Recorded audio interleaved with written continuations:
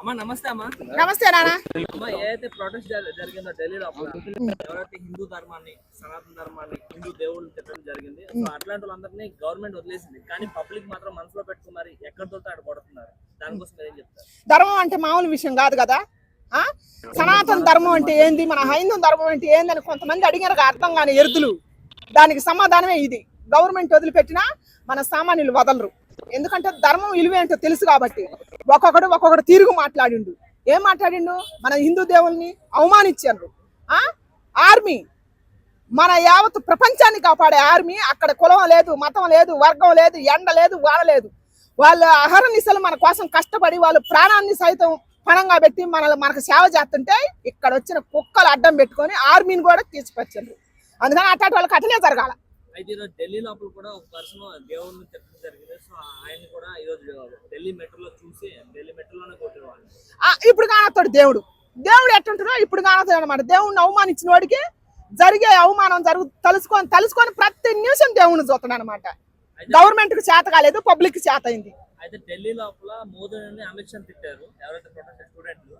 ఇప్పుడేమో నిన్న యూపీ లోపల ఏమో యోగి బాబుని తిట్టారు, కానీ అక్కడ సొంత తల్లిదండ్రులు వచ్చి ఆ పిల్లల్ని కొట్టమే జరిగింది. దానికోసం తల్లిదండ్రులకే కడుపు మండింది. మరి మన హైందవ ధర్మం అంటే సామాన్యత, మన సనాతన ధర్మం. మన మోడీ గారు ఎంత చేసినారా? అయోధ్య రామ మందిరం కట్టడానికి అన్ని కష్టాలు పడ్డాయా? ఎంత చేసిండు? అటు ధర్మమూర్తినే ఇది రాజకీయంగా అడ్డం పెట్టుకొని నోటికొచ్చినట్టు మాట్లాడనరు. కొంతమందికి నచ్చకపోతే యావత్ ప్రపంచానికి ఎట్ట ప్రధానమంత్రి అయ్యిండయా 2 సార్లు. మన కౌరవేలి మల్లన్న కాడికి ఎవరు వేపించింది ట్రైను? ఇన్నాళ్ళ నుంచి రాజకీయం చేసిన నా రాజకీయ నాయకులు ఎవరైనా వేపించరా? మన మోడీ పరిపాలనలో కిషన్ రెడ్డే కదా వేపించింది.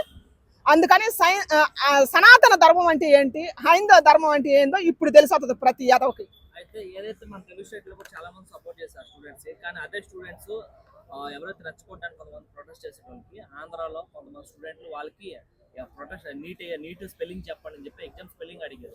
అది కూడా చెప్పలేక పారిపోయారు అక్కడికి. మరి వాళ్ళకి తెలియదు కదా. వాళ్ళకి అసలు ఏం తెలుసు? చదువు గురించి, సరస్వతి గురించి, అమ్మ గురించి, అమ్మ తత్వం గురించి, జాబ్ గురించి, కష్టం గురించి వాళ్ళకి తెలుసు. నిజమైన స్టూడెంట్లు అయితే కదా అక్కడ చేయటానికి. నిజమైన స్టూడెంట్లు ఏమో పాపం వాళ్ళు అడుగు వాళ్ళకి ఇప్పటికీ న్యాయం జరిగిందంటే నేను నమ్మను. వాళ్ళని అడ్డం పెట్టుకొని వచ్చి ఇంత విధ్వంసం చుట్టిన కుక్కల్ని పిచ్చి కుక్కల్ని కొట్టినట్టు కొట్టాలా?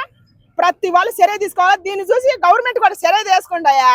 ఎప్పుడు మీరు చర్య తీసుకునే జనాలు అంతా పోయిన తర్వాత చర్య తీసుకుంటారా? మీకు నచ్చినప్పుడు ఎప్పుడో తీసుకుంటే దేశ ద్రోహులు ఇలాగనే పెరుగుతారు. దయచేసి గవర్నమెంట్ లో చలనం రావాలని కోరుకుంటున్నాను నేను. అయితే హిందువులు తిడతా మాత్రం ఎక్కడ కనిపిస్తే అక్కడ కొడతారా, హిందూ ధర్మాన్ని తిడతా అని చెప్పి చాలా మంది కామెంట్ చేస్తున్నారు. అదే ఇస్లామిక్ తిడితే వాళ్ళు చంపేస్తారు కూడా.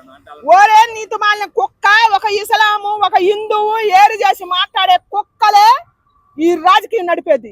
హిందూ, ముస్లిం, క్రిస్టియన్ వీళ్ళ అన్నదమ్ముల్లా హాయిగా బాయిగా బాగానే ఉన్నారు. కొంతమంది కుక్కలేది కుక్క వ్యాపారం చేసేది అంతే, ఇంతకు మించి ఏం లేదు. నెక్స్ట్ అయితే అదే టైంలో ప్రొటెస్ట్ ఢిల్లీ ఏదైతే జరిగిందో, కానీ జమ్మూ కాశ్మీర్ లో ఒక ముస్లిం అయిన హుస్సేన్ సైక్ అని చెప్పిన ఒక పర్సన్ ని ఢిల్లీ టెర్రర్ అటాక్ లో మన టెంపుల్ దగ్గర చంపేశారు. సో అట్లాంటి పర్సన్ కోసం ఎవరు పట్టించుకోలేదు, కానీ అదే ఆర్మీని చేయడం జరిగింది. పర్సన్ గుర్తుపెట్టుకోవచ్చు. అదే కదా నేను ఇప్పుడు చెప్పింది.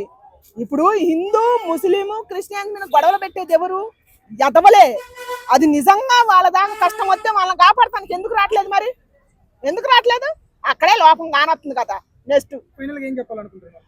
ఫైనల్ గా నేను చెప్పేది ఒక్కటే, రాజకీయంగా రెచ్చగొడతారు కులాల వారిగా, మతాల వారిగా. దయచేసి రెచ్చిపోవద్దు, జీవితాలు ఫలంగా పెట్టుకోవద్దు. మనం కలుద్దాం, వాళ్ళనే పక్కకు తోద్దామని నేను కోరుకుంటున్నాను.